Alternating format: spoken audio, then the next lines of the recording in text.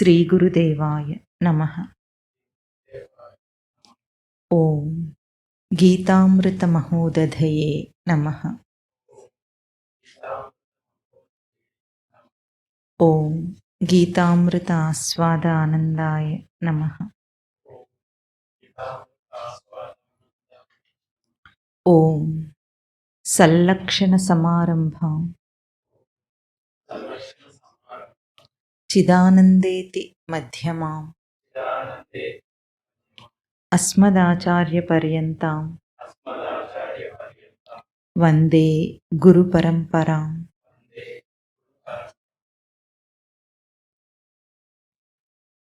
ఏ శ్లోకం ఇవాళ? 51. సరే, మీరు అన్నారు కాబట్టి 51 చెప్తా. కర్మజం బుద్ధియుక్తా హి ఫలం త్యక్త్వా మనీషిణః జన్మబంధ వినిర్ముక్తాః పదం గచ్చన్త్యనామయం యదా తే మోహకలిలం బుద్ధిర్వ్యతితరిష్యతి తదా గంతాసి నిర్వేదం శ్రోతవ్యస్య శ్రుతస్య చ శృతి విప్రతిపన్నా తే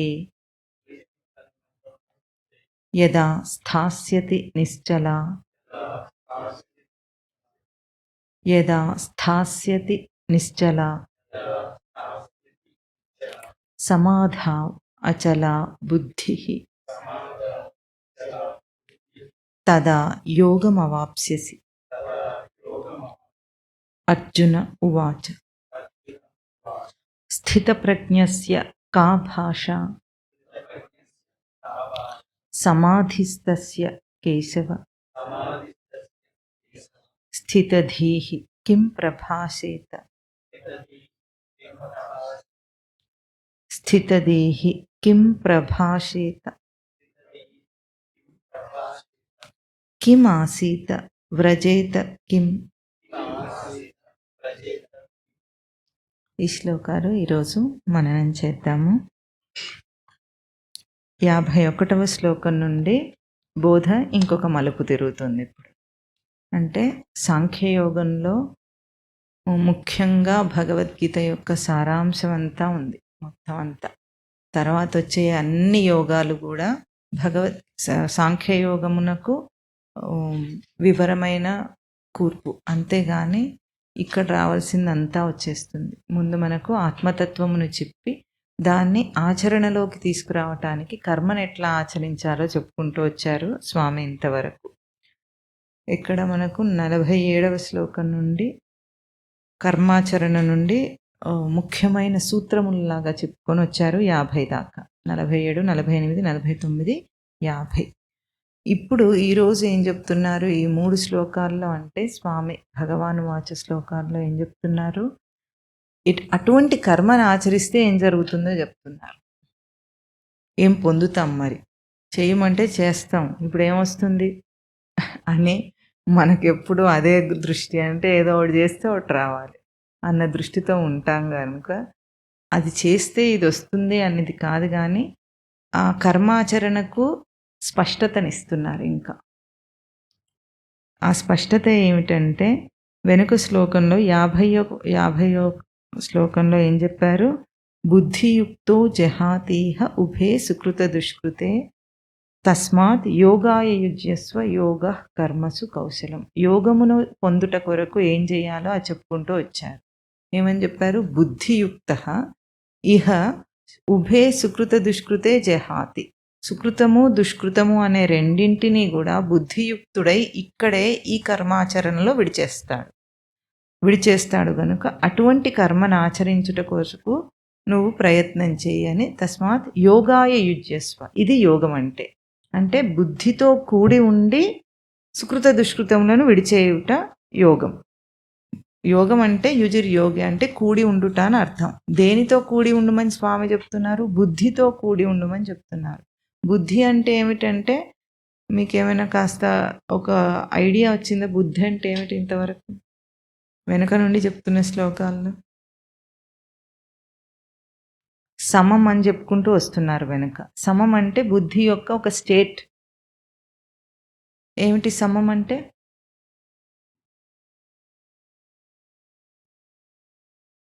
ఈక్వల్ టు చేయమనన్నానా? సమశబ్దానికి ఒక ధాతువు కూడా చెప్పుకున్నాం చాలా. అది చాలా ముఖ్యమైంది బుద్ధికి. వికలం కాకుండా ఉండటం అనేది సమము. ఆ సమమును ఆచరించుకుంటూ వస్తే అది యోగం అవుతుంది. అది బుద్ధికి యోగం. యోగం ఏమిటి బుద్ధికి? చెదరకుండా ఉండటం. వికలం కాకుండా ఉండే స్థితి ఎప్పుడు బుద్ధికి వస్తుందో అది యోగం అని చెప్తున్నారు ఇక్కడ. తస్మాత్ యోగాయ యుజ్యస్వ. అందుకు యోగం కోసం నువ్వు ప్రయత్నం చెయ్యి. యోగ కర్మసు కౌశలం. అన్ని కర్మలలో కుశలమైన కర్మ ఏమిటి అంటే యోగమును సాధించటం. కర్మ చేస్తే యోగం అని కాదు, అక్కడ యోగమును సాధించుటయే కుశలమైన కర్మ. బయట ఏవో ఊహించుకొని కర్మలు చేయొద్దు. ఏ కర్మ చేసినా సరే యోగ స్థితిలో ఉండాలి. అది ఇక్కడ చెప్తుంది. యోగస్థ కురు కర్మాని. కర్మను ఆచరించు. ఎట్లా? యోగస్థుడివై, యోగ స్థితిలో నిలిచిన వాడవై కర్మను ఆచరించు అనేది ముఖ్యమైన బోధ భగవద్గీత మానవ జాతికి ఇస్తుంది. ఎందుకంటే మనం అందరం కర్మక్షేత్రంలో ఉన్నాం కాబట్టి. కర్మ అంటే ఏమిటి? మన లోపల ఉన్న ఏ సచ్చిదానంద స్మృతి ఉందో దాన్ని ఏ ప్రవర్తనలోనైనా నిలిపి ఆచరించుట కర్మ. ఏ ప్రవర్తన చేసినా సరే ఇది కర్మ అని చెప్పలేదు. ఏది చేసినా సరే అది సచ్చిదానంద స్మృతిని వికలం కాకుండా చెదరిపోకుండా నిలపగలిగితే అదే యోగం, అదే కర్మ. అది బుద్ధి యోగం అని చెప్తున్నారు. బుద్ధియుక్తుడు అని దాన్ని అన్నారు వెనుక.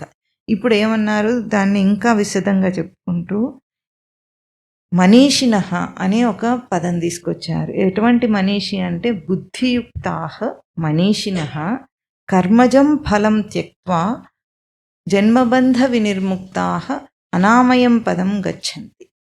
అంటే ఇక్కడ ఏమంటున్నారు? మనీషి అనే ఒక పదం తీసుకొచ్చారు. మనీషి అంటే ప్రసిద్ధార్థం జ్ఞాని అని అర్థం. జ్ఞాని అట ఎటువంటి జ్ఞాని? బుద్ధియుక్తుడైన జ్ఞాని. బుద్ధియుక్తుడై జ్ఞానిగా ఏం చేస్తాడు అంటే కర్మజం ఫలం త్యక్త్వా, ఫలమును విడిచేస్తాడట. ఏ ఫలమును విడుస్తాడు? కర్మజం అంటే కర్మ నుండి కలిగిన ఫలమును విడిచేసి ఏం పొందుతాడు? జన్మబంధ వినిర్ముక్తా, జన్మబంధము నుండి విముక్తుడవుతాడు. విముక్తుడై అనామయం పదం గచ్చంతి.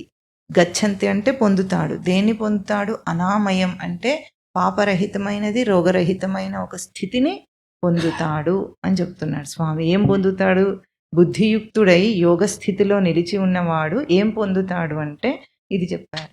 ఇప్పుడు మనం ఇందులో కొన్ని పదాలను అర్థం చేసుకుంటే ఇంకా బాగా అర్థమవుతుంది.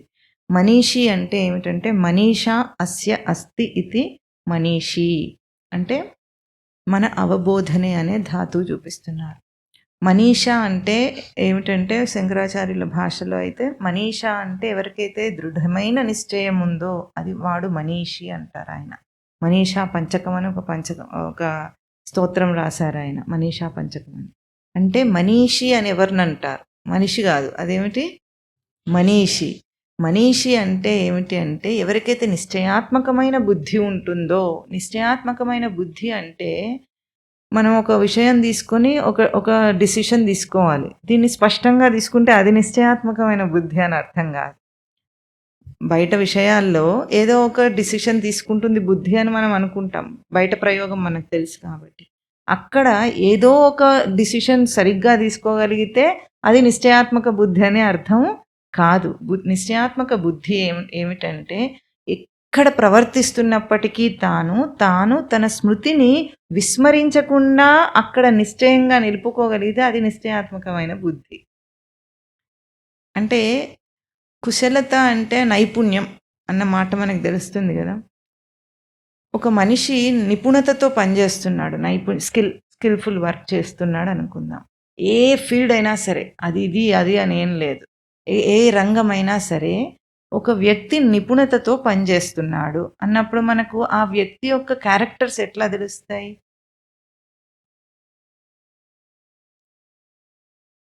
చేసే పనిలో అతనికి చాలా క్లారిటీ ఉంటుంది అంటాం మనం. అవునా? నిపుణత ఉన్నవాడికి ఆ నైపుణ్యం వచ్చిందంటేనే అర్థం ఏమిటి?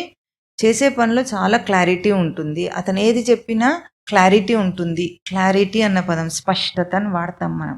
ఆ స్పష్టత పని మీద ఒక అంటే ఒక సబ్జెక్ట్ మీద అవగాహన, పట్టు ఉండటం వల్ల వచ్చింది అని మనకు బాగా లోకంలో అర్థమవుతుంది అట్లా. అంతేనా? ఒక రంగంలో బాగా అతనికి నాలెడ్జ్ ఉండటం వల్ల ఆ పనిని స్పష్టంగా అతను చేయగలడు అని మనం అనుకుంటాం. మామూలుగా అట్లాగే అనుకుంటారు. కానీ అక్కడ ఉన్న రహస్యం ఏమిటంటే, ఇది బయటికి కనిపించే విషయం, ఇదేం అసత్యం గాదు. ఆ రంగంలో అతనికి స్పష్టమైన నాలెడ్జ్ ఉంది కనుకనే ఏ పని చేసినా స్కిల్‌ఫుల్‌గా ఉంటుందది అని. కానీ అంతకంటే ముందు అతను తన లోపల స్థితిని ఎట్లా నిలుపుకుంటే అదట్లా వ్యక్తమవుతుంది. లోపల స్టేట్ ఏమిటి? అది మనం చూడం. బయట మనం విషయం చూస్తాము, అతని ప్రవర్తన చూస్తాం, చాలా స్కిల్‌ఫుల్‌గా ఉంది, నాలెడ్జ్ ఉంది, అంతే చూస్తాం. ఆ స్టెబిలిటీ ఏది తను మెయింటైన్ చేస్తున్నాడో, స్థిరత్వము, ఆ స్థిరత్వాన్ని మనం గమనించం. స్థిరత్వం ఉంటే బయటివన్నీ అవే వచ్చేస్తాయి. బయటివెన్ని అభ్యాసం చేసినా కూడా లోపల స్థిరత్వాన్ని నిలుపుకోలేకపోతే అది చంచలంగానే ఉంటుంది. అంటే ఇప్పుడు ఒక జ్ఞాని అన్నవాడికి, ఒక స్కిల్‌ఫుల్ పర్సన్‌కి, బయట స్కిల్‌ఫుల్ పర్సన్‌కి తేడా ఏమిటనేది ఇక్కడ స్పష్టత వస్తుంది మనకు. మనీషి అన్న పదం వాడారక్కడ. వెనుక ఏం చెప్పాడు? యోగ కర్మసు కౌశలం అన్నారు. అంటే యోగ స్థితిని సాధించుట కర్మయందు నిపుణత్వం. ఏ కర్మ అయినా సరే కర్మయందు నిపుణత్వం ఏమిటి? యోగ స్థితిని సాధించటం. అది చెప్పారు. ఇప్పుడు దానికి ఆ పదాన్ని మనీషి అన్న పదంలో మనకు చూపిస్తున్నారు. మనీషి అవుతాడు వాడప్పుడు. అంటే మామూలుగా జ్ఞాని అనేసారు. దానికి ప్రసిద్ధార్థంగా జ్ఞాని అన్నారు. మనీషి అంటే స్థితి ఏమిటంటే స్పష్టంగా సచ్చిదానంద స్మృతి యొక్క కిరణం లోపల నుండి వస్తూ ఉంటే దాన్ని ఎరుకతో నిలుపుకోవటం. అందుకే చాలాసార్లు ఈ ఉపమానాన్ని మనం ఎందుకు చెప్పుకుంటాం? ఒక జ్ఞానికి, ఒక సైంటిస్ట్ లాంటి వ్యక్తికి తేడా ఎక్కడొస్తుందంటే ఇందులోనే వస్తుంది. కేవలం ఇంతే. చేసే ప్రక్రియ అంతా ఒకటే. ఎరుక దేని మీద ఉంది? సైంటిస్ట్ ఎరుక విషయం మీద స్పష్టంగా ఉంటుంది. జ్ఞాని ఎరుక తన స్థితి మీద స్పష్టతతో ఉంటుంది. తేడా అర్థమవుతుందా? ఇద్దరు చేసింది ఒకటే పని. ఇద్దరు లోపల నుండి శోధన చేయకపోతే ఆ స్థితిని అందుకోరు ఎవరైనా సరే. కానీ బయట మెటీరియలిస్టిక్ థింగ్ మీద స్పష్టత చూపించాలని ప్రయత్నం చేస్తారు. యాక్యురసీ తీసుకురావడానికి ప్రయత్నం చేస్తారు. ఐన్‌స్టీన్ కూడా ఈ మాట అన్నాడు. అబ్సల్యూట్‌నెస్ రీచ్ అవ్వాలి నేను అని చాలా ప్రయత్నం చేశాడు. తర్వాత ఏం చెప్పాడు చివరికి? Absoluteness isn't it possible in this physical world అన్నాడు ఒకటే మాట. ఫిజికల్ వరల్డ్‌లో అబ్సల్యూట్‌నెస్ ఎప్పటికీ రాదు అనేది ఆయన చివరికి తెలుసుకున్నాడు. కానీ ఎక్కడ వస్తుందనేది తెలుసుకున్నాడో లేదో తెలియదు. అది తెలియకుండా ఆయన తప్పకుండా తర్వాత జన్మలో తెలుసుకునే జ్ఞానిగానే అవుతాడు గ్యారెంటీ. అంటే ఏ భౌతిక ప్రపంచంలో మనం అబ్సల్యూట్‌నెస్ స్పష్టత తీసుకురావాలనుకొని ఎంతో కృషి చేస్తాం. మరి ఆయనంత బ్రెయిన్ పవర్ వాడింది ఎవరు లేరని అంటారు. వాళ్ళు ఋషుల బ్రెయిన్ చూసుండరు కాబట్టి అక్కడికి వాళ్ళు చూసుకొని వాళ్ళు అనుకున్నారు గొప్ప అని. కానీ అంత వాళ్ళు మామూలు మనుషుల్లో ఆయన అంత వాడాడని చెప్పారు. చెబితే ఆయన ఇంకో విషయం కూడా చెప్పాడట. నేను చనిపోయిన తర్వాత నా బ్రెయిన్ ఏమి డిసెక్షన్లు చేయొద్దు, మీకేం దొరకదని. అయినా వినకుండా ఆయన బ్రెయిన్ని దొంగతనం చేశారట చనిపోయిన తర్వాత. రీసెర్చ్ చేసుకునే బుద్ధి అట్లాగే ఉంటుంది. ఆయనకు ఒకటి అర్థమైంది, ఈ ఫిజికల్ బ్రెయిన్లో ఏముండదని ఆయనకు అర్థమైంది. కానీ తర్వాత వాళ్ళకి ఇంత చెప్పినా అది అర్థం కాదు. సైంటిస్టే భౌతికం మీదనే ఆలోచిస్తాడు కాబట్టి ఆయన బ్రెయిన్ని దొంగతనం చేసి మరీ డైసెక్ట్ చేసి ఏదేదో కనుక్కుందామని ప్రయత్నాలు చేశారు. అంటే అక్కడ ఏం చెప్తున్నారు? ఫిజికాలిటీ మీద స్పష్టత కాదు, నాన్ ఫిజికల్ స్పష్టత, నాన్ ఫిజికల్ స్టెబిలిటీ అది కావాలన్నది ఇక్కడ చెప్తున్నారు. అది ఎట్లా వస్తుంది? ఇక్కడ మనీషి అన్నవాడెవరు? అవబోధనే అంటే ఎంత స్పష్టంగా తన సచ్చిదానంద స్మృతిని బోధనం అంటే తెలిసి ఉండటం అన్నమాట. ఎరుకతో నిలుపుకుంటాడో వాడు మనీషి. గొప్పవాడు ఎప్పుడవుతాడు మనిషి అంటే ఇంతే. మనకు ఏదైతే స్ఫురణ రూపంలో తెలుస్తుంది. మనకి ఏమనిపిస్తుంది? విషయాన్ని స్ఫురణ అంటే మీకు తెలుస్తుందా? స్ఫురించింది అంటే మీకు అర్థమవుతుందా? ఒక ఐడియా స్ట్రక్ అయిందండి, అంతేనా? అది కాదు స్ఫురించటం అంటే. ఇక్కడ స్ఫురణ అన్న పదం వాడేది సచ్చిదానంద స్మృతి స్ఫురణకు రావటం. దాన్ని మనం అంటూనే ఉన్నాం. నేను అన్న స్మృతి రూపంలో మనం అంటూనే ఉన్నాం. కానీ దాని మీద మనకు అవేర్‌నెస్ లేదు. కేవలం తేడా ఇక్కడే వస్తుంది మనిషికి. అంటూనే ఉంటాడు, స్ఫురిస్తూనే ఉంటుంది. స్ఫురణ రాకుండా ఉండదు మనిషి పనిచేయాలంటే. చైతన్యం ఉన్న ఏ ప్రాణి అయినా సరే, ఆ స్ఫురణ రాకుండా ఉండటం లేదు. కానీ ఆ స్ఫురణ స్మృతి ఎరుక అవ్వటం లేదు తనకు. ఈ ఎరుక అవ్వటంలోనే అంత తేడా ఉంటుంది. జ్ఞాని అవుతాడు వాడు. జ్ఞాని అంటే జ్ఞానం కలవాడు. దేని యందు జ్ఞానం కలవాడు? బయట ఏవేవో తెలుసుకొని జ్ఞానం కాదు. ఈ మన వేదాంతాలు, శాస్త్రాలు అన్నీ తెలుసుకొని అది కాదు జ్ఞానం అంటే. జ్ఞానం అది కానే కాదు. బయటిది ఏది జ్ఞానం కాదు. స్క్రిప్చర్స్ అన్నీ ఏం చేస్తాయి? దారి చూపిస్తాయి అంతేగాని ఇవి చదువుకొని పట్టినంత మాత్రాన వస్తుందా జ్ఞానము? జ్ఞానం అనేది లోపల తెలిసే విషయం. లోపలి అవేర్నెస్. అది మనీషా. ఆ మనీషా ఎవరు? బుద్ధియుక్తాహ మనీషి జన్మ అది ఏమంటున్నారు? కర్మజం ఫలం త్యక్త్వా. కర్మ వల్ల కలిగిన ఫలము అనేది చాలా ముఖ్యమైనదట. అట్లా ఆ స్థితికి ఎట్లా వచ్చాడు? కర్మజం అంటే మీకు పంకజం అంటే తెలుసా? పంకజం అంటే తామర పువ్వు. ఎందుకు? పదం ఆలోచించి చెప్పండి. ఇప్పుడు పంకజం అంటే మీనింగ్ తామర. పంకం అంటే బురద. పంకజం అంటే బురద నుండి పుట్టినది లేదా బురదలో ప్రకాశించిందని అర్థం. అట్లాగే ఇప్పుడు కర్మజం అంటున్నారు. జమ్ అన్న పదం అంటే దాని నుండి కలిగింది, వచ్చిందని అర్థం. అందుకే ఆ ఉపమానం చెప్పాను. పంకజం మనకు అలా తెలుసు కాబట్టి, ఆ పదం తెలుసు కాబట్టి. ఇప్పుడు కర్మజం అంటే కర్మ నుండి కలిగింది. ఫలము ఎటువంటిదట? దేన్ని విడవాలంటున్నారు? ఇప్పుడు బుద్ధియుక్తుడైన మనీషి ఏం చేస్తాడు? కర్మ వల్ల కలిగిన ఫలమును వదిలేస్తాడు. అంటే ఏమిటంటే, ఎప్పుడైతే ఒక స్టెబిలిటీని మనం మెయింటైన్ చేస్తామో, లోపల సమత్వం అని, యోగం అని వెనుక నుండి అన్ని శ్లోకాల్లో ఏ పదం చెప్పుకుంటూ వచ్చారో, దానివల్ల మనిషికి ఏం కలుగుతుంది? ఫలం బయటికి కనిపిస్తుంది. మామూలుగా చెప్పాలంటే, మీకు తేలిగ్గా అర్థం కావాలంటే, లోకంలో మామూలుగా తిరిగే వ్యక్తికి సాధన మొదలుపెట్టిన తర్వాత కొన్ని ప్రత్యేకతలు తనలో తనకి తెలుస్తుంటాయన్నమాట. ముందున్నలాగా ఉండడు. కొన్నిసార్లు ఏమంటుంది? ఏది అనుకుంటే అది జస్ట్ అప్పుడే అయినట్టు అనిపిస్తుంది. అనుకుంటే అయితే ఎట్లా ఉంటున్నప్పుడు అది ఒక పవర్ లాగా ఫీల్ అవుతాం మనం. అవునా? అవన్నీ ఫీల్ అవ్వద్దు. ఎందుకంటే లోకంలో మేనిఫెస్ట్ అయ్యేది ఏదైనా సరే మన మైండ్లో ఏది ఉంటే అది మేనిఫెస్ట్ అవుతుంది. కాకపోతే మనం మైండ్కి 3 స్టేట్స్ చెప్పుకున్నాం చూడండి. ఏం స్టేట్స్ అవి?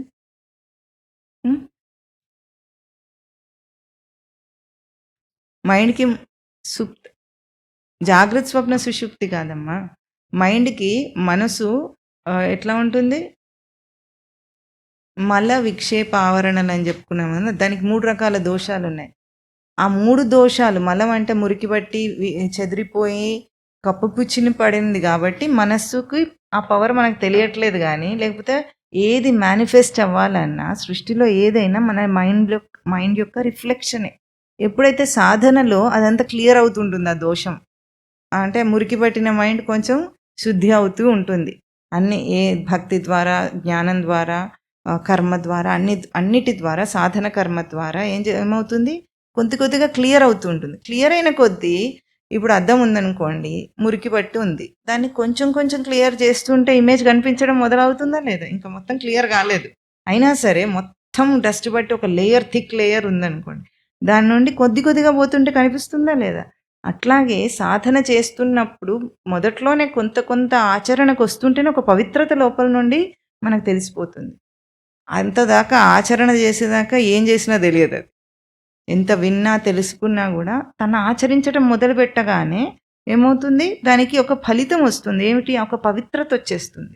అప్పుడు ఏ కర్మ చేసినా సరే ఆ పవిత్రత రిఫ్లెక్ట్ అవుతుంది అందులో, తను ఏం చేసినా సరే. అట్లా అయినా సరే ఇప్పుడు ఈ బుద్ధియుక్తుడైన వాడు ఏం చేస్తాడంటే, ఆ మనీషి కర్మ వల్ల కలుగుతున్న ఫలములను, ఫలం అంటే ఏమిటి? ఫలం అంటే ఫలితం. ఫలం అంటే ఫలితం అన్నారు అంతే కదా. ఏం చెప్పారు? అంటే రిజల్ట్. మనకంతే తెలుసు. ఫలం అంటే ఫల నిష్పత్తవు ధాతు అనమాట. అంటే ఒక స్టేట్ ఏది దానికి బయట క్రియారూపంలో కనిపించేదన్నమాట ఫలం అంటే. మనం ఏమనుకుంటాం? ఇది యాక్షన్ అనుకుంటాం బయట జరిగేది. ఇది ఫలం. ఒక మనిషి రాస్తున్నాడు.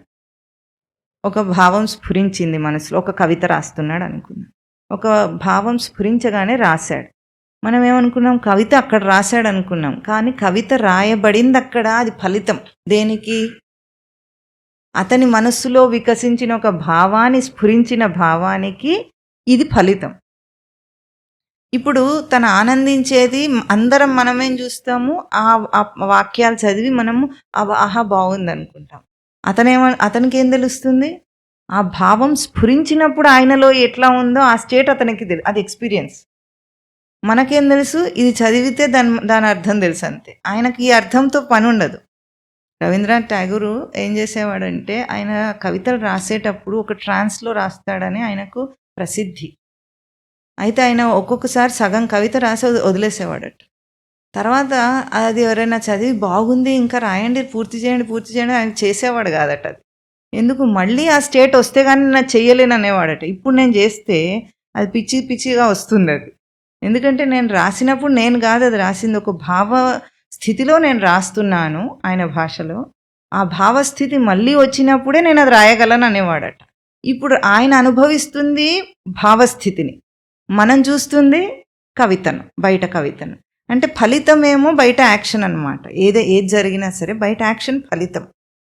ఇప్పుడు ఒక రీసెర్చ్ చేసి ఒకటి దాన్ని కొత్తది కనిపెట్టాము, మనకేం కనిపించింది? ప్రోడక్ట్ కనిపిస్తుంది బయట, ఇది ఫలితం.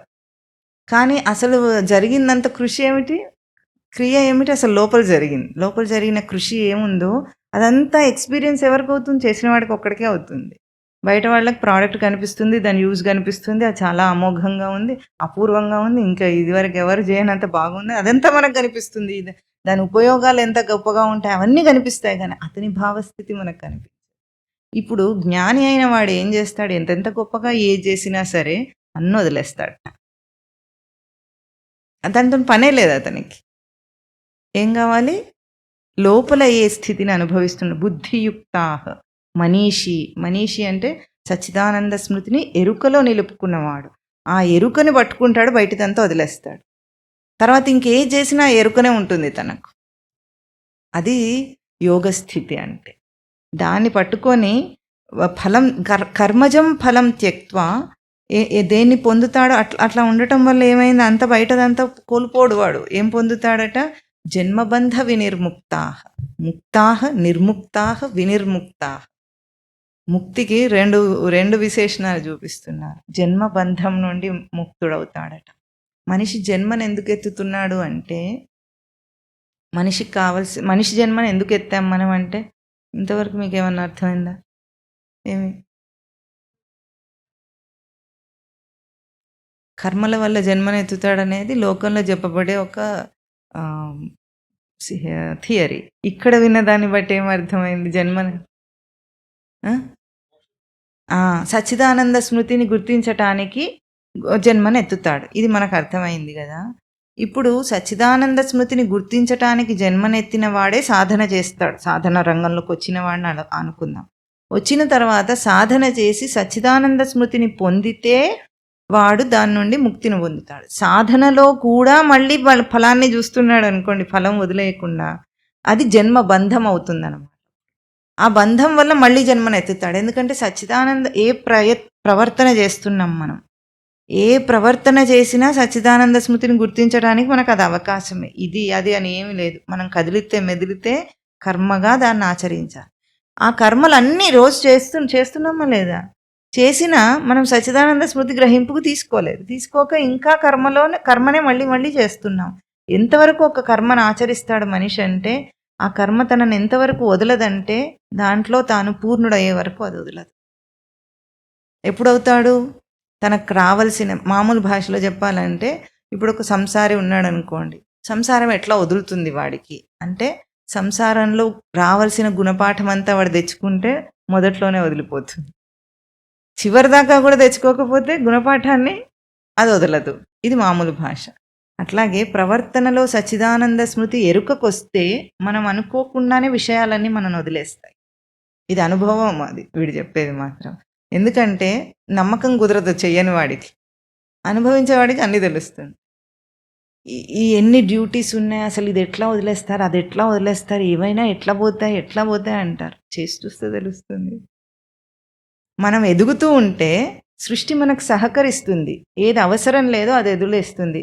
దీంట్లో మీకు అర్థం కావాలంటే మామూలుగా ఏం చెప్తారంటే, ఇప్పుడు వేదాంతాన్ని అభ్యాసం చేయాలన్నా, దాని సాధనలోకి రావాలన్నా కూడా కేవలము ఇప్పుడు పొట్టకుటి విద్య, అదే పొట్టకుటి కాదు, ఈ పని చేసుకునే స్థితిలో ఉన్న వాళ్ళకి తొందరగా రాదు అంటారు. ఎందుకంటే నోటికి చేతికి వాళ్ళు కష్టపడుతున్నప్పుడు ఆ కష్టంలోనే వాళ్ళు ఇరుక్కొని ఉంటాడు. వాడికి వేదాంతం గురించి చెప్తే ఇప్పుడు నాకు అది అవసరమా అంటాడు వాడు. అంటే సాధారణంగా అది అన్ని కేసుల్లో సత్యమేం కాదు. కానీ కొంత దాని అవసరం లేని వాడికి కొంత విచారణ రావాలంటే ఈజీగా వస్తుంది.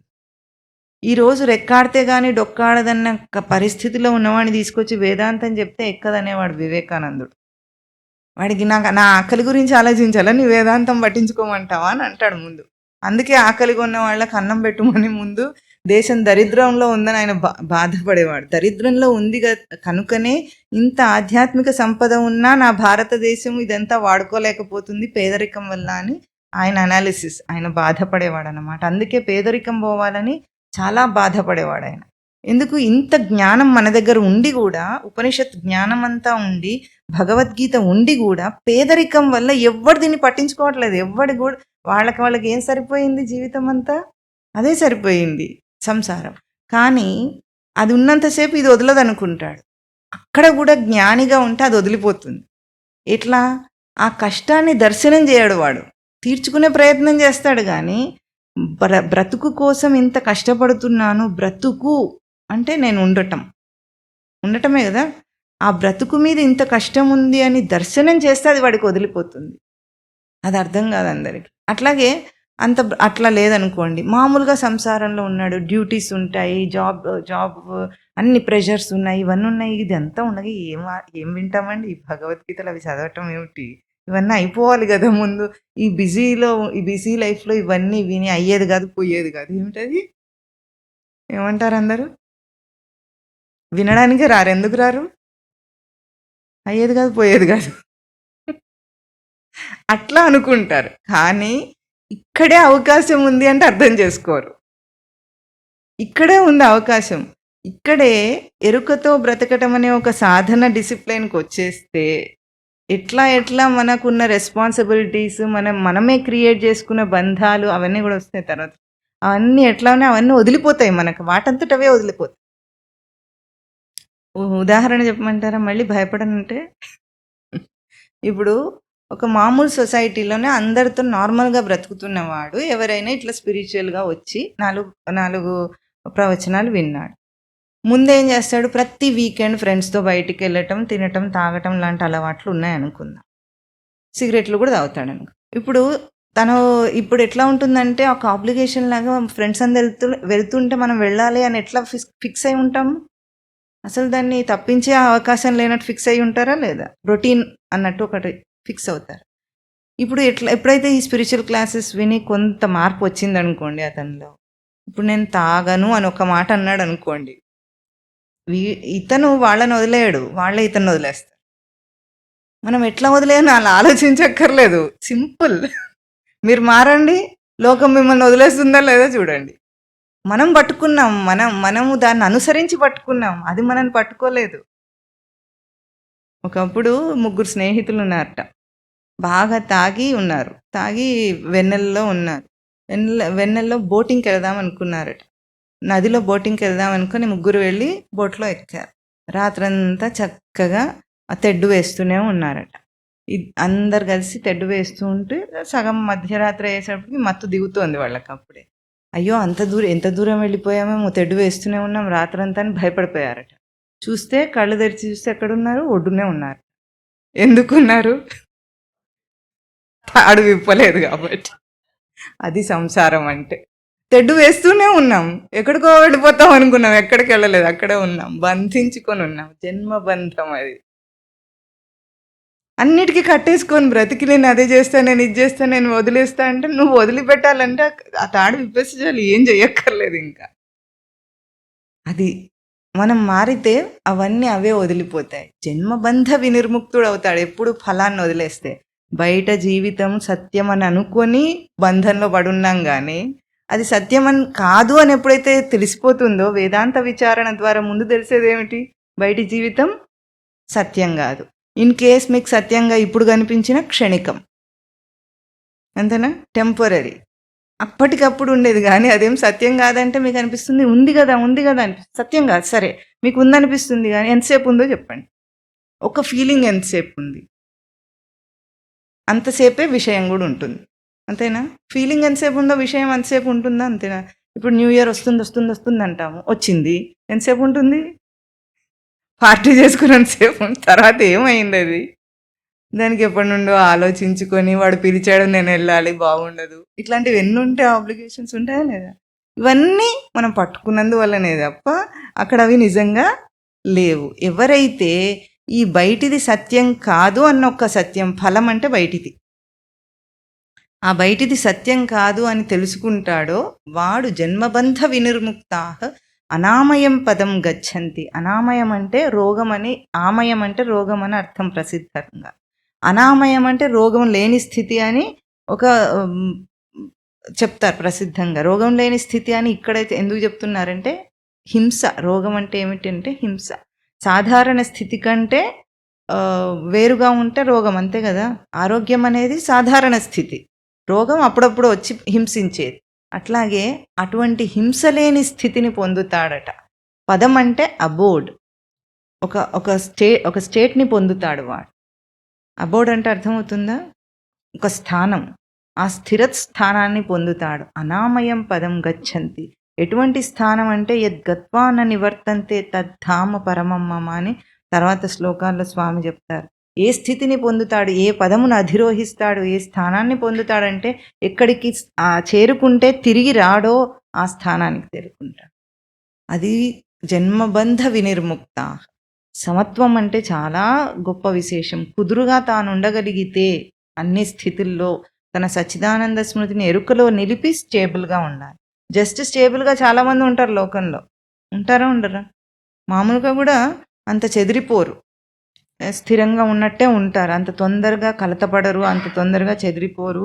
కొంతమంది ఉంటారు, పూర్వకాలం అయితే ఎక్కువ మంది ఉండేవాళ్ళు కానీ ఇప్పుడైతే అంతమంది ఉండట్లేదు, కొంతమంది ఉంటారు ఆ స్టేట్లో. అంత మాత్రాన సరిపోదు, సచ్చిదానంద స్మృతి యొక్క ఎరుకతో స్థిరంగా నిలిచి ఉండాలి. ఏం జరిగినా సరే బయట విషయంతో మనకు ప్రమేయం లేకుండా తన స్థితినే తాను నిలుపుకున్న యోగ స్థితిలో ఉన్నవాడు ఏమవుతాడు, జన్మబంధ వినిర్ముక్తా అనామయం పదం గచ్చంతి అని చెప్తున్నారు.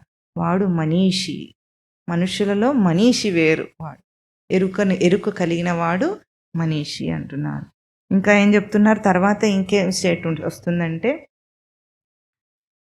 యదా తే బుద్ధి మోహకలిలం వ్యతితరిష్యతి తదా నిర్వేదం శ్రోతవ్యస్య శృతస్య నిర్వేదం గంతాసి. ఎప్పుడైతే నీ బుద్ధి యదా తదా అని 2 పదాలు వచ్చినాయి చూడండి. యదా తే మోహకలిలం బుద్ధి వ్యతితరిష్యతి తదా గంతాసి నిర్వేదం శ్రోతవ్యస్య శృతస్య చ.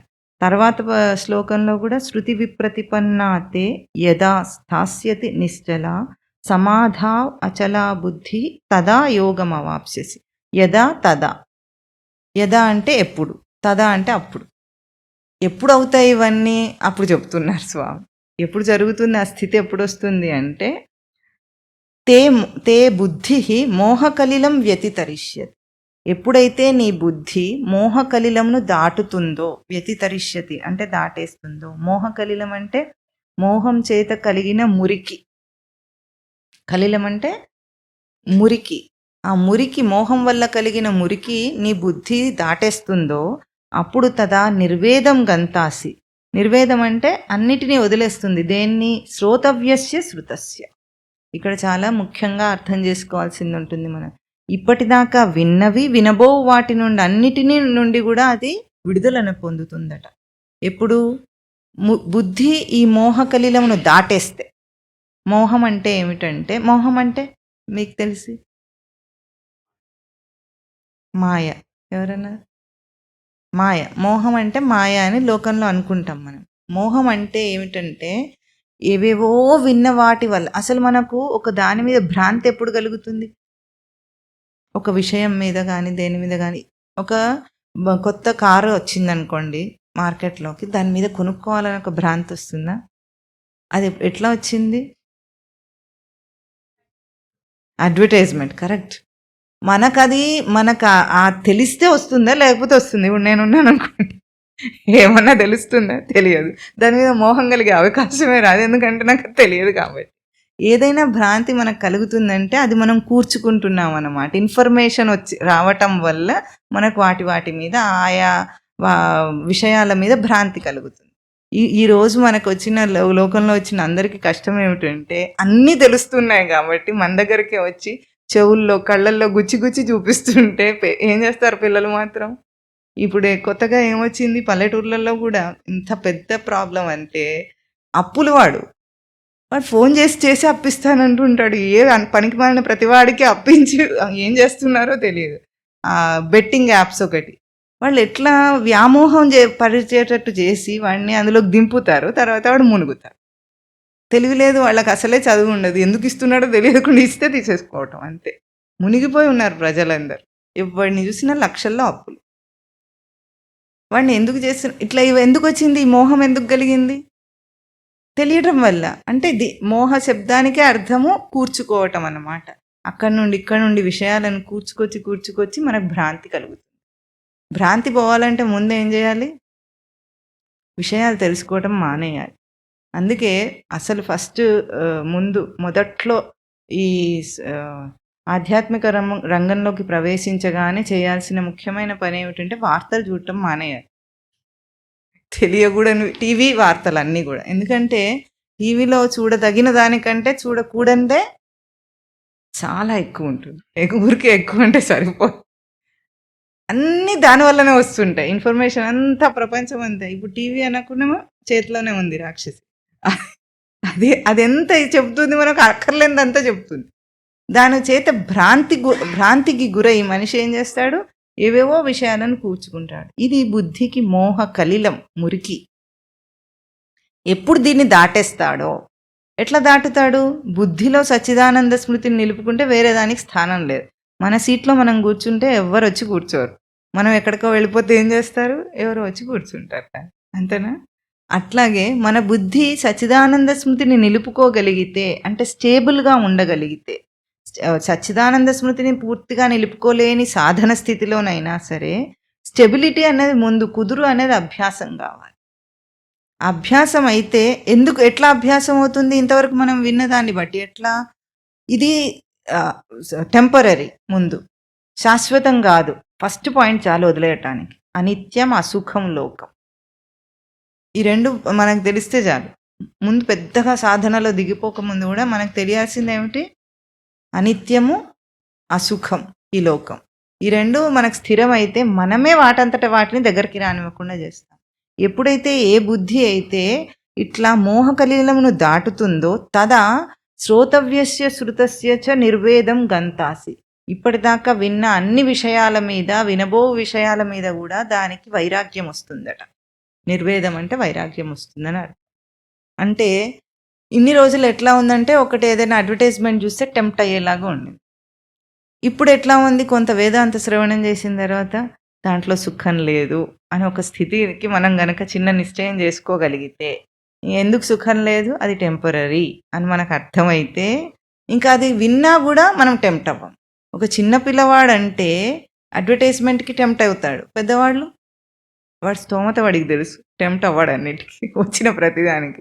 పిల్లలైతే తెలియక అన్నీ కావాలని అడుగుతాడు. అంటే మన బుద్ధి కూడా పిల్లవాడి స్థితిలో ఉంటే ఎట్లా ఉంటుంది? ప్రతిదాన్ని కావాలని పరిగెత్తుతూ ఉంటుంది. ప్రతిదీ సత్యం అని అనుకుంటుంది. పరిగెత్తడం ఇన్ ద సెన్స్ కావాలన్నామంటే సత్యం అనిపిస్తుంది. అది ఆ సంతోషం సత్యం అనిపిస్తుంది, అది కావాలనిపిస్తుంది. ఎప్పుడైతే దాని యందు మనకు అది అనిత్యత్వం కనిపించిందో ఇంకా ఏది తనకు నచ్చదు. ఒకసారి ఒక సన్యాసి చెప్తాడు, ఒక చోట నిజంగానే జరిగింది. అతనికి చిన్నప్పుడు ఈ స్పైడర్ మ్యాన్వి ఆ పుస్తకాలు ఉంటాయి చూసారా, కామిక్ బుక్స్ అవన్నీ ఇంగ్లీష్లో వచ్చే ఉంటాయి కదా, సిరీస్ లాగా వస్తుంటాయి.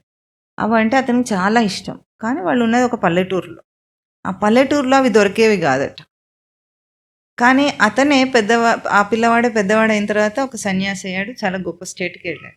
వెళ్ళిన తర్వాత అతను ఫారెన్లో కూడా ప్రవచనాలు చెప్పడానికి వెళ్ళాడు. వెళ్ళిన వెంటనే ముందు బుక్ స్టోర్కి వెళ్ళి ఆ కామిక్స్ కనిపించగానే అవి కొనుక్కున్నాడు. ఎందుకు? చిన్నప్పుడు వాళ్ళ ఊర్లో అవి అందుబాటులో లేవు, వాళ్ళకి స్తోమత లేదు. ఇప్పుడు కూడా అది ఉంది. అది కావాలనుకొని ఒక సెట్ తీసుకున్నట్టు. తీసుకున్న తర్వాత అది అట్లాగే లైబ్రరీ ఆయన బుక్ షెల్ఫ్లో ఉంది. చదువుదామంటే ఒక పేజీ 2 పేజీల కంటే ఎక్కువ చదవట్లేదు. ఎందుకంటే ఆనందం రావట్లేదట. ఏది ఊహించారో అప్పుడు చిన్నప్పుడు ఎట్లా ఉంటుంది, అది చదవాలి అన్న ఒక ఆనందం, దాని మీద ఆసక్తి ఉంది. ఇప్పుడు ఎందుకు లేదు ఆయనకు? ఆయనకు అన్నీ దేంట్లో ఆనందం లేదని ఆయనకు తెలిసిపోయింది, ఆయన సన్యాసి కాబట్టి. ఇప్పుడు ఎంత చేసినా దాంట్లోంచి ఆనందం రావటం లేదు అని నిరూపించుకున్నాను. ఆయనకు తెలియదని కాదు, కానీ అట్లా ఉంటుందన్నమాట.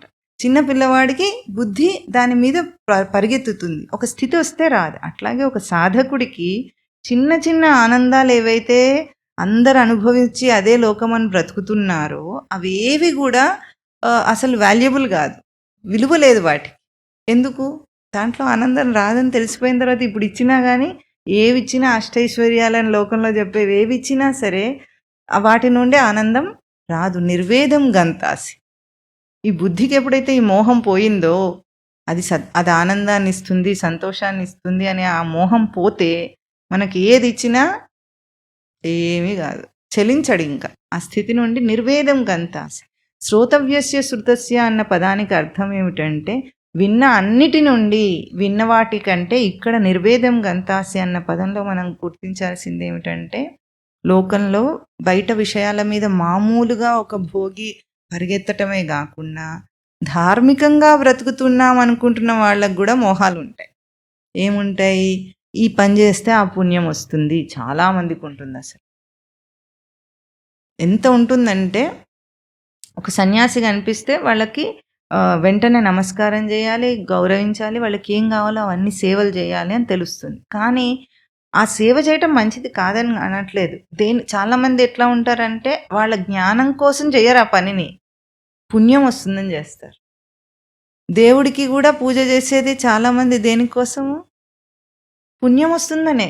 ఈ పుణ్యం వస్తుంది అనేదైతే విని ఉన్నారో ఇంతకాలము, ఇది చేస్తే అది వస్తుంది. పుణ్యం వల్ల ఏమొస్తుంది?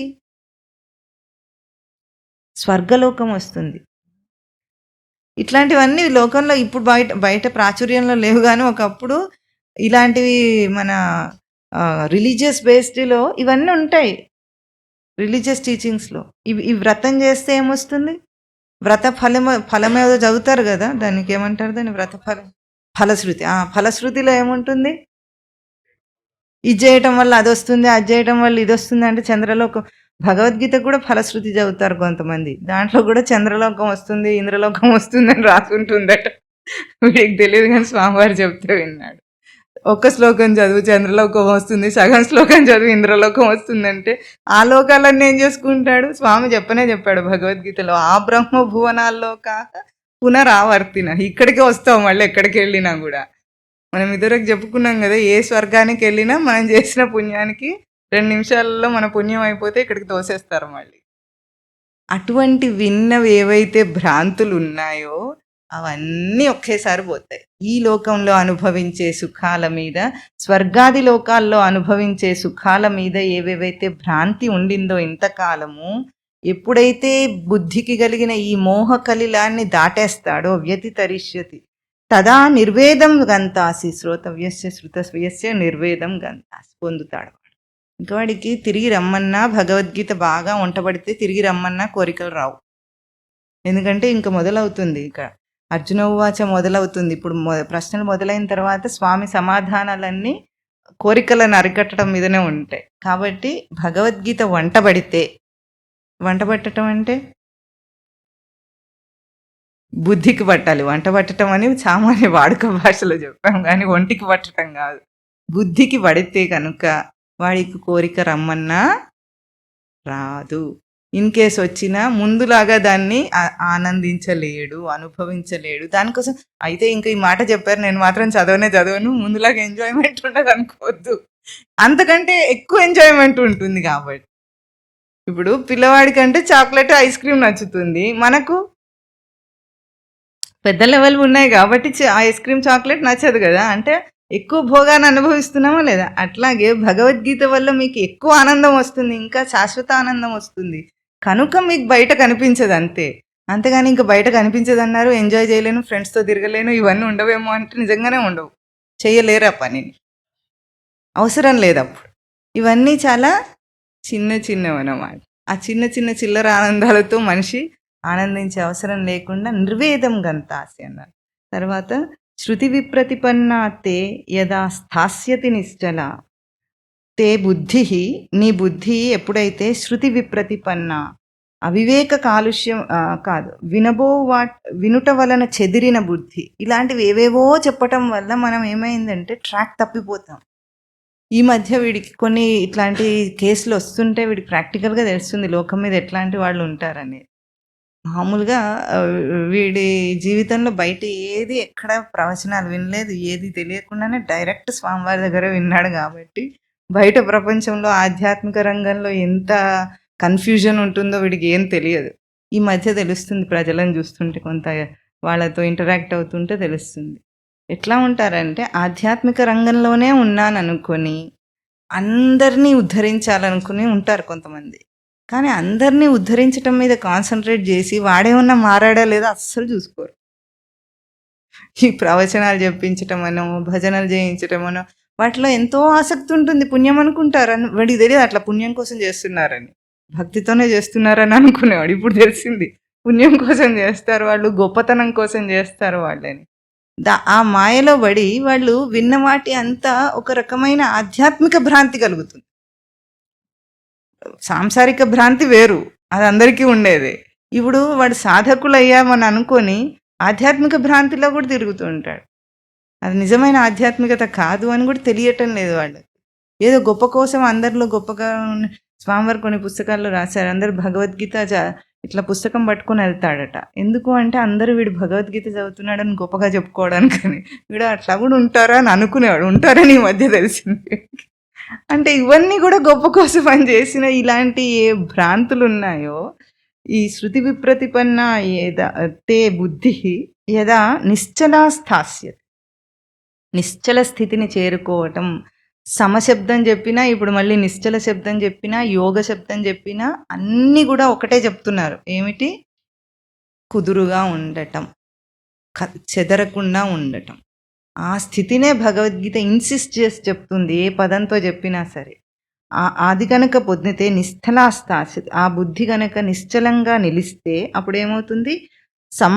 సమాధావ్ అచలాత్ యోగం అవాప్స్యసి. నీ బుద్ధి ఎటువంటి స్థితిని పొందుతుంది? సమాధి అందు. సమాధావ్ అచలా యోగం అవాప్స్యసి, చలించని యోగమును పొందగలుగుతుందట. నిశ్చలమైతే, బుద్ధి నిశ్చలమైతే చలించని యోగ స్థితిని పొందుతాడు వాడు. నిశ్చలమన్నా అచల అన్న ఒకటే అర్థం. చలం అంటే కదలేది, అచల అంటే కదలనిది, నిశ్చలం అంటే కూడా నిర్గతం చేయడం, రెండు ఒకటే చెబుతున్నారు. అయితే ముందేమిటంటే ఇక్కడ మనం గుర్తించాల్సింది, లోపల చెదిరే స్థితి బుద్ధి అందు రిఫ్లెక్ట్ అవుతుంది, బుద్ధి అందు చెదిరిన స్థితి బయటకు రిఫ్లెక్ట్ అవుతుంది. ఇప్పుడు మనము కన్ఫ్యూజన్లో ఉన్నామనుకోండి, అప్పుడు మనం ఎట్లా తెలుస్తుంది కన్ఫ్యూజన్ ఉంది అని? మనకేమో మన ఎక్స్పీరియన్స్ మనసులో అలజడిలాగా తెలుస్తుంది, బయట చూసే వాళ్ళకి మన పనిలో తెలుస్తుంది. ఏమైంది నీకు అని అడుగుతాడు సడన్గా, మనం ఏదేదో ఎట్లెట్లాగో చేస్తుంటే. ఒక్కొక్కసారి ఆడవాళ్ళు కూడా పాపం అనిపిస్తుంది. ఒక్కొక్కసారి ఇక్కడ ఆఫీస్లో పని చేసి గబుక్కుని ఇంటికి వెళ్ళేటప్పటికి అందరికీ వండి పెట్టాలన్న టెన్షన్ ఉంటుంది, ఇంట్లో బోల్డంత పని ఉంటుంది వాళ్ళకి.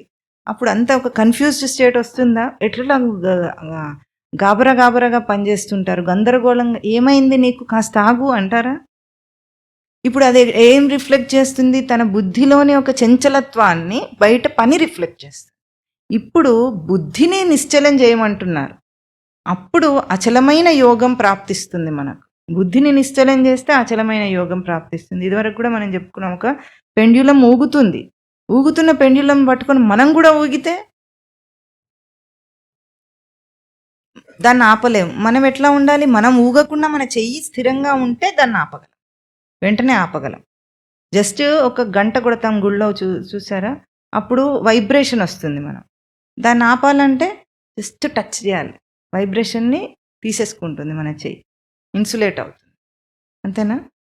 ఆ వైబ్రేషన్‌ని తీసుకునే ఇన్సులేటర్ మన చెయ్యి ఎట్లా పనిచేసిందో, అట్లాగే బుద్ధిని నిశ్చలంగా అందుకే ఎక్కువగా స్వామివారు ఏం చెప్తారు? ఎప్పుడైనా చాలా గందరగోళంగా ఉంది అని అన్నప్పుడు ఏం చేయాలి? కళ్ళు మూసుకొని 2 నిమిషాలు కూర్చుంటే చాలు అంతా పోతుంది. మనం ఆ పని దానికి తీరిక లేదన్నట్టు బిహేవ్ చేస్తే గంటలు గంటలు పనిచేస్తున్నా అదే కన్‌ఫ్యూజ్డ్ స్టేట్‌లో, అలజడి స్థితిలో, యాంగ్జైటీలోనే పనిచేస్తాడు. అట్లా ఉన్నప్పుడు ఏం చేయాలి? జస్ట్ 2 మినిట్స్ తీసుకొని, కళ్ళు మూసుకొని దీర్ఘ శ్వాస పీల్చాలి ఎప్పుడైనా సరే. దీర్ఘ శ్వాస పీల్చినప్పుడు మెదడుకు ఆక్సిజన్ అందుతుంది. ఎప్పుడైతే మెదడుకు ఆక్సిజన్ అందుతుందో కొంత ఫిజికల్ స్టెబిలిటీ వస్తుంది మనకు. తర్వాత కళ్ళు మూసుకున్నందువల్ల మెంటల్ స్టెబిలిటీ వస్తుంది. ఇది తప్పకుండా చేయాలి మనిషి. ఇప్పుడు ఇక్కడ ఏం చెప్తున్నారు? బుద్ధి నిశ్చలమైతే అచల యోగ స్థితిని పొందుతాడు. చాలా గొప్ప విశేషాలు. ఇవన్నీ బ్రతకటానికి కావలసిన సూత్రాలు మనకు. మనం ఏదో అనుకోవద్దు, దాన్ని ఏమేమో చేయాలని భయపడద్దు. ఫస్ట్ స్టేట్‌ని అర్థం చేసుకో. మనం అట్లా ఉన్నామని మనకు ముందు తెలియాలి. లోకంలో ఇప్పుడు ఎంత దాకా వచ్చిందంటే చికాకులో, యాంగ్జైటీలో పెద్ద పెద్ద నిర్ణయాలు చిన్న విషయం మీద తీసుకుంటున్నారు. అర్థమవుతుంది కదా మనకు లోకంలో చూస్తే. చిన్న విషయానికి కూర్చొని 2 మాటలు మాట్లాడుకుంటే సాల్వ్ అయిపోయే చిన్న చిన్న విషయాలకు పెద్ద పెద్దగా గోల చేసుకుంటున్నారు. ఒకప్పుడు ఇట్లాగే ఇద్దరు వ్యక్తులు గాబరాగా ఎదురెదురుగా వస్తున్నారు. ఇద్దరు ఢీకొన్నారు. ఢీకొనేటప్పటికి ఇద్దరు సరిగ్గా చూసుకొని నడవలేవా అంటాం కదా. అయితే ఒకడు అన్నాడట, ఏమంత తొందర నీకు అంటే, ఈరోజు నా డైవర్స్ అన్నాడట. నేను డైవర్స్ తీసుకోబోతున్నాను అన్నాడట. సరే నువ్వు చూసుకొని నడవచ్చు కదా, నీకేం తొందర అంటే, ఈరోజు నా పెళ్ళి అన్నాడట. ఇద్దరు కన్ఫ్యూజన్లోనే, యాంగ్జైటీలోనే ఉన్నారు రెండింటికి. ఆశ్చర్యకరమైన విషయం ఏమిటంటే, వీడు ఎవరితో డైవర్స్ తీసుకుంటున్నాడు, అదే అమ్మాయిని వాడు పెళ్లి చేసుకుంటున్నాడు. ఇద్దరు యాంగ్జైటీలోనే ఉన్నారు, కన్ఫ్యూజన్లోనే ఉన్నాడు. వీడు కూడా మళ్ళీ అదే స్టేట్కి వస్తాడు, డైవర్స్ తీసుకునే ప్లేస్కి వస్తాడు మళ్ళీ. అంతేనా? అంటే లోకం ఎట్లా ఉందంటే చిన్న చిన్న విషయాలను కూడా చాలా ప్రాముఖ్యతని ఇచ్చేసి అందులోంచి బయటికి రాలేకుండా అదే ముఖ్యమన్నట్టు క్షణికమని అనమాట. ఈ క్షణిక ఆవేశంలో పనిచేయటం అంటున్నారు కదా, అది చాలా ఎక్కువ అయిపోయింది ఈరోజు. ఏం చేయక్కర్లేదు, జస్ట్ ఒక 2 మినిట్స్ 5 మినిట్స్ చాలు ఆ స్టేట్ని బట్టి. అప్పుడు ఎంత స్టెబిలిటీ వస్తుంది. అది నార్మల్గా చేస్తేనే వస్తుంది, ఎవరికైనా వస్తుంది. ఇంకా సాధన దృష్టితో చేసే వాళ్ళకి చాలా ఎక్కువ వస్తుంది. ఆ స్టేబుల్ స్టేట్లోనే పనిచేయాలి. ఇంకా వీడైతే ఎక్కువగా ఏం చెప్తుంటాడంటే, పొద్దున లేవగానే కళ్ళు మూసుకొని కూర్చోగలగాలి. ఎప్పుడు ఎవరికి చూసినా తొందర. బాబా ఎల్కేజీ వాడు కూడా లేస్తాడు. వాడికి 7:30కి బస్సు వస్తుందంటే 7కి లేస్తాడు. మరి తొందర ఉండకపోతే ఏం చేస్తుంది చెప్పండి? ఆ 7కి లేచే బదులు ముందుగా లేవచ్చు కదా. వాడికంటే మనం చెప్పలేం. మనం కూడా అంతే కదా. ఆఫీస్కి కరెక్ట్గా క్యాలిక్యులేట్ చేసుకున్నంత టైం ఏ పని చెప్పినా చేయలేకుండా అంతే ఉంటుంది టైం. 10 మినిట్స్ 15 మినిట్స్ చా. ఫస్ట్ పొద్దున లేవగానే కళ్ళు మూసుకొని కూర్చోవాలి. ఎందుకంటే బ్రెయిన్ ఫ్రెష్గా ఉంటుంది అప్పుడు.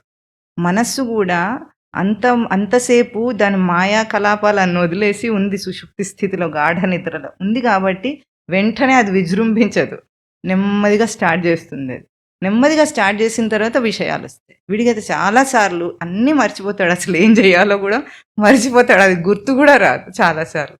ఎక్కడున్నాడు, ఏం చేస్తున్నాడు, అది ఏం గుర్తు రాదు. మొత్తం మెలకు వచ్చినా సరే. ఎందుకంటే మనసు ఇంకా వాటి మీద పరిగెత్తదు, ఆపేయాలి. ఆపేసిన తర్వాత స్టేబుల్గా ఉండి అప్పుడు మొదలుపెట్టాలి. పరిగెత్తినా అంతే టైం పడుతుంది, నెమ్మదిగా చేసినా అంతే టైం పడుతుంది. ఎన్ని లక్షల సార్లు జీవితం అంతా పడుకున్నాం, లేచాం, ఇదే రొటీన్ బ్రతికాం. తేడా ఏమన్నా వచ్చిందా? Same routine, same busy, same anxiety, same stress, అన్నీ అవే మిగిలిపోయినాయి. ఇప్పుడు చేయాల్సింది ఏమిటి? సాధన దృష్టితో ఈ విన్న వాటిని ముందు ఏదో చేయాలని ఊహించుకోకుండా ముందు ఒక్కసారి రీకలెక్షన్. భగవద్గీత ఊరికే టైంపాస్కి కాదు, ఆచరణ గ్రంథం అది. బాగా గుర్తుపెట్టుకో. ఒక్క పాయింట్ ఏదన్నా ఒకటి తీసుకొని ఆ రోజు పొద్దున దాన్ని రికలెక్ట్ చేసుకో. తర్వాత విషయాలు గంపెడున్నా సరే కావలసినంత చేసుకోండి పని. కానీ ఆ 5 నిమిషాల స్టెబిలిటీ డే అంతా మిగిలి ఉంటుంది.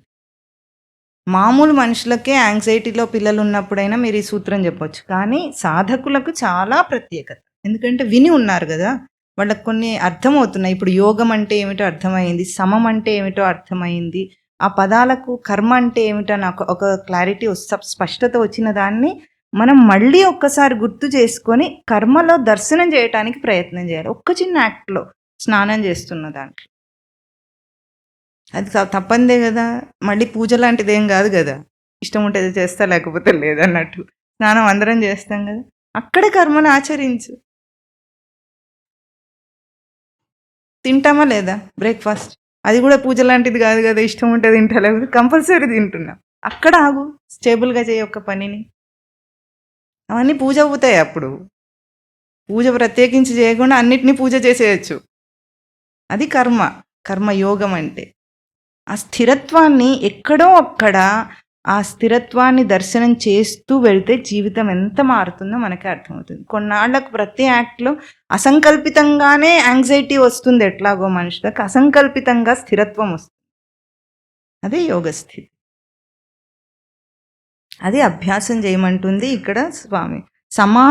సమాధి యందు అచలాయోగం అవాప్స్యసి, చలించని యోగమును పొందుతాడు. చలించే యోగం కూడా ఉంటుందేమిటి ఎక్కడన్నా, అట్లా అని అర్థం కాదు.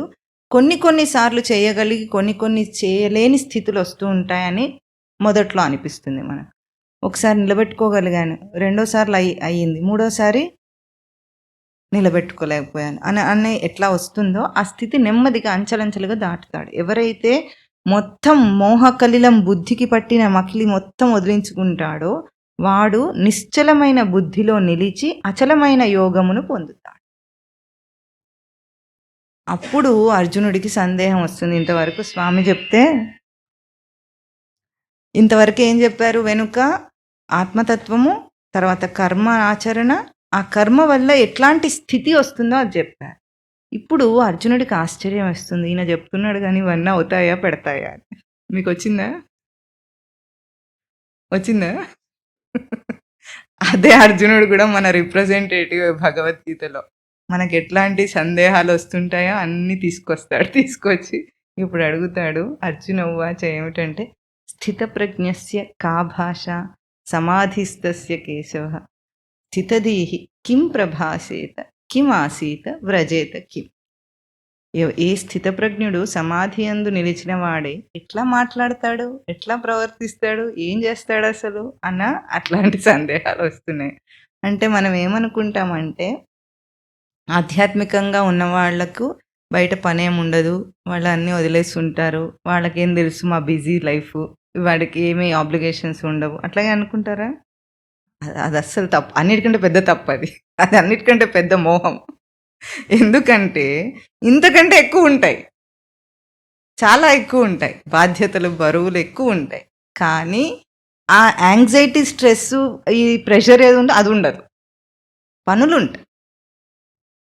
అదే తేడా. కానీ నమ్మకం అందరికీ ఉండదు, ఎందుకంటే చేసి చూడలేదు కాబట్టి. చేసి చూస్తే చాలా సులభమైంది. మీకు ఒక ప్రాక్టికల్గా ఇప్పుడు అర్జున ఉవాచ వచ్చే వారం చెప్పుకుందాము, తర్వాత మనం ముందుకెళ్దాం.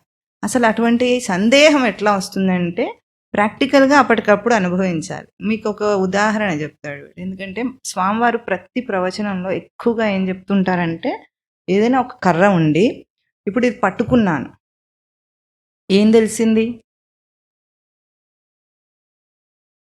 పట్టు తెలిసింది కదా.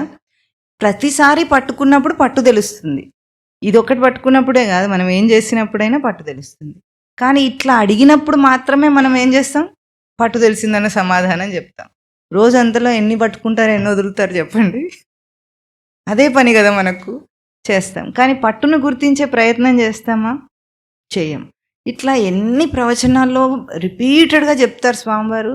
ఇంతమంది విని ఉంటారు, అందరికి అలవాటైపోతుంది, పాటికి ఉపమానం అలవాటైపోయింది అనమాట.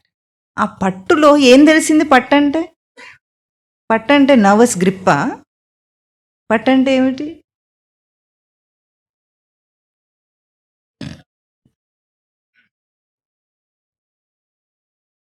ఈ మొత్తం ఇన్నాళ్ళు విన్న దాన్నంతా ఒకసారి ప్రయోగించి చెప్పండి ఇప్పుడు. హ్మ్. స్మృతి అని అట్లా ఎట్లా అడుగుతున్నారంటే మీరు మల్టీపర్పస్ ఆన్సర్స్ ఉంటే ఇదా అని అడుగుతున్నారు. ఏబిసిడి ఉంటే ఏబిసిడిలో ఏదో ఒకటి పెట్టేస్తే మీరు పట్టుకొని చెప్పండి. ఇట్లా పిడికిలు బిగిస్తే చాలు, ఉన్నాననే తెలుస్తుంది మనకు. ఇప్పుడు ఇది చూడటానికి మనకు తీరిక ఉండదు. ఇంత విన్నా, రియల్గా చెప్తున్నా మీకు అందరికి, ఎంతమంది వినుంటారు ఈ ప్రవచనాన్ని, ఎన్నిసార్లు చెప్పుంటారో మీకు లెక్కలేదు. అది ఇది చేయకుండా ఎవడన్నా ఉంటాడా? పోనీ ఉండడు. కానీ అది గుర్తించే అంత స్థిరత్వం బుద్ధికి లేదన్నమాట. ఎంత వింటున్న సాధకులకు అది వీడనేది. సామాన్యుని పక్కన పెట్టండి, వాడికి అసలే ఉండదు. కానీ వాడికి ఏం లాజిక్ కూడా అర్థం కాదు. సాధకులు కూడా ఎప్పుడు అనుభవించాలి? చెప్పినప్పుడు, స్వామివారు చెప్పినప్పుడు వెంటనే అనుభవించవచ్చు. అదే తత్క్షణమే. ఇప్పుడు మీకు చెయ్యి ఉంది, మీకు పట్టుంది, మీకు తెలుస్తుంది చైతన్యం, తత్క్షణం అనుభవించవచ్చు. చేయకుండా ఉంటే 100,000 ప్రవచనాలు విన్నా అది అనుభవించలేడు వాడు. That's the difference. అనుభవిస్తే అప్పటికప్పుడు అధునైవ సుఖీ శాంత బంధముక్తో భవిష్యసి అని స్వామివారు చెప్పినప్పుడు వీడు తూచా తప్పకుండా నమ్మేవాడు. అందులో సందేహం లేదు. అధునైవ, ఇప్పటికిప్పుడే నువ్వు బంధముక్తుడు అవుతావు చేస్తే. చేయకపోతే కోటి జన్మలైనా కావని శాస్త్రం చెప్తుంది. రెండు శాస్త్రమే చెప్తుంది. చేస్తే ఇప్పటికిప్పుడు ఇక్కడ ఇన్స్టెంట్గా, చేయకపోతే ఎప్పటికీ కాదు. ఇప్పుడు అర్జునుడు అడిగిన ప్రశ్నలోనే తెలుస్తుంది ఏమిటి, అర్జునుడు ఎట్లా అడుగుతున్నాడు? చేయకుండా అడిగే రకం అన్నమాట. చేయాలనుకుంటే ఇంతవరకు చెప్పగానే సరే చేస్తా అనాలి. యోగం అవాప్స్యసి, నిర్వేదం గంతాసి ఏమన్నారు? అచలా సమాధౌ అచలా యోగం అవాప్స్యసి, పైన అనామయం పదం గచ్చంతి అంటే పొందుతాడు అని స్టేట్మెంట్ ఇస్తున్నారు స్వామి. అర్జునుడేమో అట్లున్నవాడు ఎట్లుంటాడు అని అడుగుతున్నాడు అన్నమాట. అంటే చేయటానికి ముందుకెళ్ళే ముందే మనకు ఇప్పుడు దీంట్లో కూడా వీడు ఒక హాస్యం చెప్తుండాడు ప్రతిసారి. ఇట్లా చెప్పినప్పుడేమో ఎట్లా ఉంటాడు, అది అవుతుందా నిజంగా అని 1,00,000 సందేహాలు వస్తాయా? ఇప్పుడు లోకమంతా ఒకటి ఉంటుంది, అందరు చేస్తారు ఆ పనిని. ఏమిటంటే పెళ్లి చేస్తుంటే సుఖంగా ఉంటాను అనుకుంటారు. ఎవడన్నా ఒక్కడన్నా పెళ్లి చేసుకునే ముందు సుఖం గ్యారంటీగా ఉందని ఎవరినన్నా అడిగాడు? పోయి చుట్టందరూ పెళ్లి చేసుకునే వాళ్ళే ఉంటారు. ఎవరినన్నా అడిగే సాహసం చేస్తాడా? అజ్యూమ్ చేసుకుంటాడా? చెప్పండి. పోనీ సుఖంగా లేరని పిక్చర్ గీసినట్టు కనిపిస్తూ ఉంటుంది అంతటా. ప్రేమించిన వాడు సుఖంగా ఉండడు, పెళ్లి చేసుకున్నవాడు సుఖంగా ఉండడని కథలుగా మనం చూస్తూనే ఉంటాం, అవునా? అయినా పెళ్లి చేసుకునేటప్పుడు ఎట్లా ఉంటుంది? ఎవరైనా మొహము సుఖం ఉంటుందో లేదో అని సందేహం ఉంటుందా? ఉండదు. అజ్యూమ్ చేసుకొని ఉంటుంది అనుకుంటాడు. అదే ఆధ్యాత్మిక రంగంలోకి రండి, ఈ జై బాబు అని చెప్పామనుకోండి, ఈ చేస్తే ఏమొస్తుందని అడుగుతాడు ముందే. అట్లా ఒక్కసారి లోకంలో అడుగుంటే, చదువుకుంటే ఏమొస్తుందని తల్లిదండ్రిని అడుగుంటే అయిపోయేది. అప్పటికే వాడు వేదాంత అయ్యేవాడు ఆ రోజే. కానీ అడగడు. పోనీ పెళ్లి చేసుకుంటే ఏమొస్తుందని అన్నా అడిగితే అప్పుడన్నా కొంచెము బ్రతికిపోయేవాడు. అప్పుడు కూడా అడగడు. కానీ గురువు దగ్గరకు వచ్చి మాత్రం ఏమో అడుగుతాడు, అది ఎట్లా ఉంటుంది, ఇది ఎట్లా ఉంటుంది, యోగ స్థితి అంటే ఏమిటి, కర్మ అంటే నువ్వు చెయ్యినైనా చేస్తే అన్నీ అర్థమవుతాయని చెప్పినా ఆ స్టెప్ రాదన్నమాట. అది చాలా కష్టమైంది. అది వచ్చేస్తే అన్నీ వచ్చేస్తాయి. First step. ఎస్కలేటర్ మీద కాలు పెడితే ఏమవుతుంది? పైకి వెళ్ళిపోతాం. కాలు పెట్టకుండా అక్కడ నిలబడితే ఎంతసేపు నిలబడ్డా ఏమవుతుంది? అక్కడే ఉంటాం. అట్లా చూస్తూనే ఉంటాం దాన్ని. గురువు అనేది ఎస్కలేటర్. కాలు పెట్టు, ఎక్కకపోతే అడుగు, గ్యారెంటీ. ఛాందోగ్యోపనిషత్తు చెప్తుంది మంత్రం, గురు సన్నిధికి చేరిన తర్వాత ముక్తి రాకుండా ఉండదు, గ్యారెంటీగా వస్తుందని. కానీ మనం చేరలేదే. చేరడానికి ఎంత సంకోచం ఎంత ఉంటుంది? ఎస్కలేటర్ మీద కాలు పెట్టడానికే యుగాలు గడిచిపోతుంది. పెట్టనా వద్దా. ఈ ఒక్కసారి ఈ సంసారంలో ఈ తీరిక తెచ్చుకొని నేను గ్యారెంటీకి వచ్చేస్తాను మఠానికి అనేవాళ్ళు, దాని గురించి భగవద్గీతలో వెనక ఒక పేజ్ రాశారు స్వామివారు. ఒకడు అంటాడట, మేము మఠానికి తప్పకుండా వస్తానండి అని అంటాడు. ఇప్పుడే మా పిల్లలందరూ కాలేజీలో చదువుతున్నారు, ఒక్కొక్కరు పెళ్లి కాగానే తప్పకుండా వచ్చేస్తాను. తర్వాత కొడుక్కి సైకిల్ కొనిచ్చి వస్తానంటాడు. తర్వాత స్కూటర్ కొనిచ్చి వస్తానంటాడు. తర్వాత కార్ కొనిచ్చి వస్తానంటాడు. తర్వాత చిన్న మనవాడు పుట్టేస్తాడు, అప్పటికే పెద్దవాడికి ఇదే లోపల. అప్పటికి మళ్ళీ వచ్చేస్తాను అనబట్టి వీడు చచ్చిపోతాడు. తర్వాత ఏమంటాడు, ఇప్పటికైనా ఏ జన్మకైనా మీ మఠంలో గోడ మీద బలినైనా అవుతానంటాడు. చివరికి ఈ మాట గతి పడుతుందన్నమాట. అంటే లోకంలో ఎంత కష్టమైన పని అడుగేయటం అనేది దాని ప్రాముఖ్యత కోసం చెప్తారు. అట్లాగే లోకంలో ఈ పుణ్యాలు పాపాలు అన్నీ అవి ఉంటాయి కదా, దాని మీద కూడా మనకు కఠోపనిషత్తులో మంచి కథ ఉంటుంది. కఠోపనిషత్తులో నచికేతసుడి కథ ఇప్పుడు కథకు టైం అయిపోయింది, అది చెప్తే మీకు చాలా సమయం దాటిపోతుంది. కాబట్టి అసలు ఎట్లా ఒక చిన్న పిల్లవాడు ఎన్ని సుఖాలనని ఎట్లా వద్దంటాడో వచ్చేవారని చెప్పుకొని ముందుకెడదాం. కనుక ఆచరణకు ఒక్క చిన్న అభ్యాసం. ఇప్పుడు ఈ కర్మ గురించి వచ్చిన ఈ 4-5 శ్లోకాల్లోంచి ఒక్క పదం తీసుకొని అయినా సరే పొద్దున్నే కళ్ళు మూసుకొని అభ్యాసం చేయడానికి ప్రయత్నం చేయండి. అన్నిటికంటే గొప్ప సాధన అది. ఎందుకంటే అప్పుడే ఇంకా మొదలవుతుంది, ఇంకా విషయాలు దాడి చేయటం రాలేదు, ఇంకా మన గ్రహింపుకు రావన్నీ. ఎందుకు అప్పటిదాకా అన్నిటినీ వదిలేసి ఉండటం అనే ఒక హాయిని అనుభవించి వచ్చాడు జీవుడు. మనస్సు అన్నిటినీ వదిలేసి తానున్నాడు. అది నిద్రలో మనం అనుభవించే హాయి. ప్రతిరోజు అనుభవించి కూడా మన తొందరపాటులో దాన్ని వదిలేస్తున్నాం.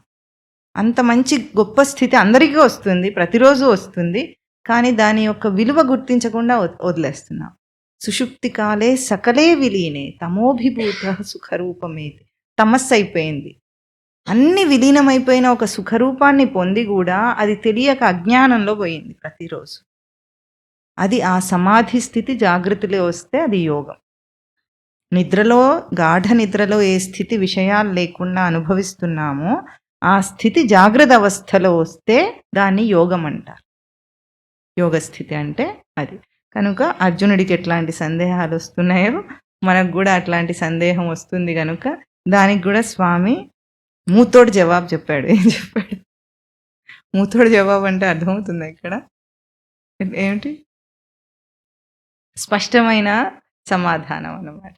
స్పష్టమైన సమాధానం. ఇక మనకి ఎటువంటి సందేహాలు లేకుండా ఈ సాంఖ్యయోగము చెప్పిన జ్ఞానాన్ని సందేహరహితంగా తీర్చేస్తుంది. అందుకే ప్రతి అధ్యాయంలో కూడా అర్జునుడు సందేహం అడగటం, దాన్ని స్వామి తీర్చటం అనేది జరుగుతూ ఉంటుంది. ఆ యోగానికి పూర్ణత్వం తీసుకొస్తాడు. ఎందుకంటే చెప్పి వదిలేస్తే మళ్ళీ తర్వాత మనం సందేహం పెట్టుకుంటాం కదా. మనం నేరుగా మాట్లాడలేకపోతే మనకు ప్రతినిధిగా అక్కడ అర్జునుడు నిలబడి ఉన్నాడు అన్నమాట అడగటానికి. సరే, ఇప్పుడు చెప్పండి. కర్మజం బుద్ధియుక్త హి.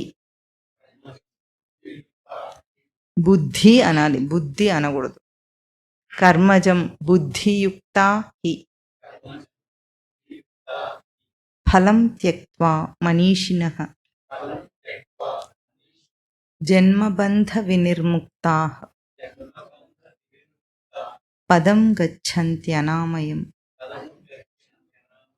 యదా తే మోహకలిలం బుద్ధిర్వ్యతితరిష్యతి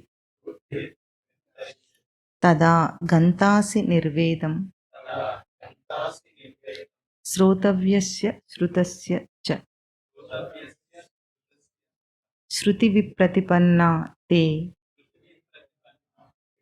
యదా స్థాస్యతి నిశ్చలా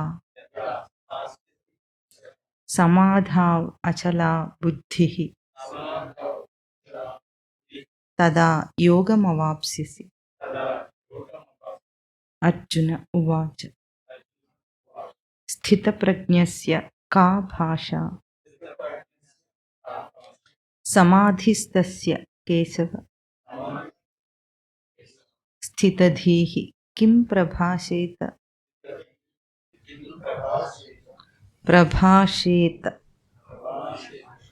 స్థితధీః కిం ప్రభాషేత కిం ఆసీత వ్రజేత కిం. ఓం తత్ సత్.